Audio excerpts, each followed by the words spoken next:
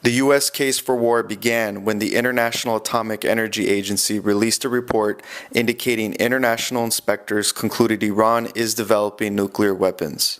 That Iran has carried out activities relevant to the development of nuclear explosive device. Shortly after, the U.S. State Department officially affirmed the conclusions of the IAEA report. Obviously, we call on Iran once again to suspend enrichment activities, cooperate fully with the IAEA, and immediately comply with all Security Council and IAEA Board of Governors resolutions.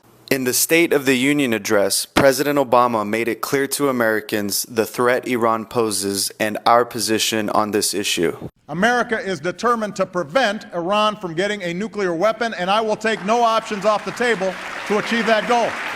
And the corporate media in America have been repeating the same conclusions about Iran up to the present day. Iran, now capable of building an atomic bomb, according to reports, in particular, a report from the world's nuclear watchdog. IAEA officials saying scientists from the former Soviet Union, from Pakistan and North Korea have helped Iran master critical steps needed to build a nuke.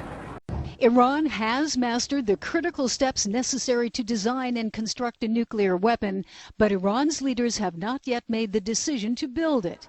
That's what diplomats and experts briefed on the new report from the UN's nuclear watchdog agency tell CNN. This report concludes that Iran is further along on the road to a bomb than anyone previously knew. Estimates had been a crude bomb within a year, a more sophisticated bomb it could put on. Since we the people pay for wars with our lives and treasure, let us ask, is the IAEA 100% independent?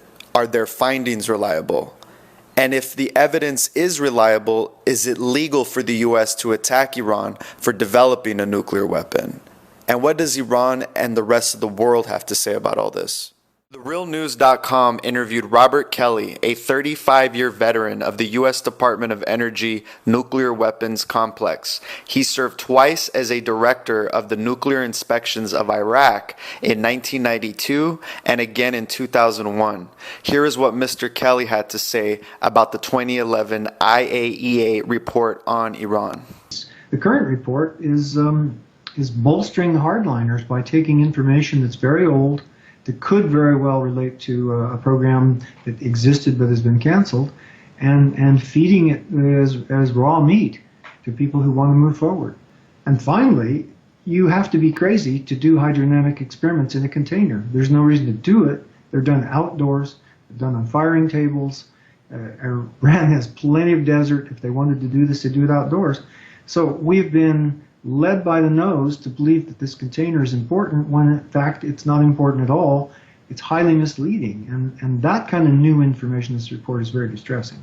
RealNews.com also interviewed investigative journalist Gareth Porter about the IAEA claims that Iran retained a foreign nuclear expert in order to weaponize its program. Here's what he had to say. What we know basically is that he was never a nuclear weapons specialist, but the reality is that he did not work on nuclear weapons. He worked on nanodiamonds. The real storyline here is that the IAEA has been very artful about presenting very small bits of evidence which are uncertain, which have to do with dual-use technology and the possibility that something exists, and presenting it as evidence that Iran probably has done something. Furthermore, IntelHub.com reports that a 2007 national intelligence estimate claimed Iran has halted its nuclear weapons program and is most likely not developing.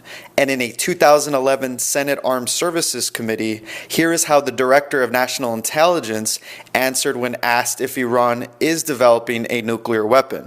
And we don't believe he's made that decision yet. What could convince them? In a BBC interview in 2010, Nobel Peace Prize winner and former Director General of the IAEA, Mohammed El-Baradei, had this to say. I don't think Iran is developing, or we have no information that Iran is developing a nuclear weapon today. There is a concern about Iran's future nuclear intention, but even if you talk to the MI6 or CIA, they will tell you, I mean, they are still 4 or 5 years away from a weapon. So, and that's from one weapon. So we have time to engage. The Iranian issue is much more complicated. It's a question of building trust. Are they trying to develop a nuclear weapon? No, but we know that they're trying to develop a nuclear capability, and that's what concerns us. And more questionable is the relationship between the IAEA and U.S. officials. The Guardian reports American diplomats described IAEA head Amano as Director General of all states, but in agreement with us. In the midst of all these accusations, Fox News, Guardian, and the New York Times report Iran is being very cooperative in revealing their program to inspectors. Nevertheless, President Obama signed into law the National Defense Authorization Act for 2012, which included new sanctions on Iran, effectively cutting off revenue from oil exports to their economy. In the face of serious U.S. sanctions, we witnessed powerful nations like China, South Korea, Russia, and India disregard U.S. threats and continue to buy Iranian oil exports. In addition to recent sanctions, the U.S. has increased their activity in covert military action against Iran, which has been going on for decades. However, most recently, we have seen reports of car bombs, cyber attacks, and most provocative, the shooting down of an American spy drone over Iranian airspace in December. And in January, a 20-year-old American and former Marine was sentenced to death on charges of spying for the CIA. Meanwhile, Iranian head Ahmadinejad visited leaders in Venezuela, Nicaragua, Cuba, and Ecuador.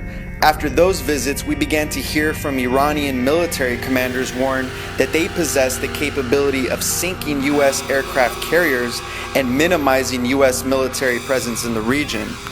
Backing up those threats, U.S. Navy witnessed Iran conduct war games throughout 2012 in and around the Strait of Hormuz after threatening to close the strait due to sanctions. And most audacious was an unprecedented passage of 2 Iranian warships through the Suez Canal, a move Israel described as a provocation. And just in the last few months, we have witnessed the U.S. and United Arab Emirates sign a $3.48 billion missile defense system. We've also seen the UK announce publicly that they will use military force if Iran closes the Strait of Hormuz. And former senior advisor to President Obama, Secretary of Defense Panetta, and a U.S. admiral all publicly have stated the U.S. is prepared to use military force in dealing with Iran. Numbers of sources are reporting troop deployments to the Middle East, including thousands of U.S. troops to Israel, the Jordan-Syria border, Kuwait, and U.S. aircraft carriers positioned minutes from Iranian waters. In spite of obvious preparations for war, news agencies report Russia, China, and Germany have all warned that attacking Iran would be disastrous, and Iran themselves have declared an attack would have, quote, terrible and inconceivable consequences. Please subscribe to my news reports on Facebook, Twitter, and YouTube.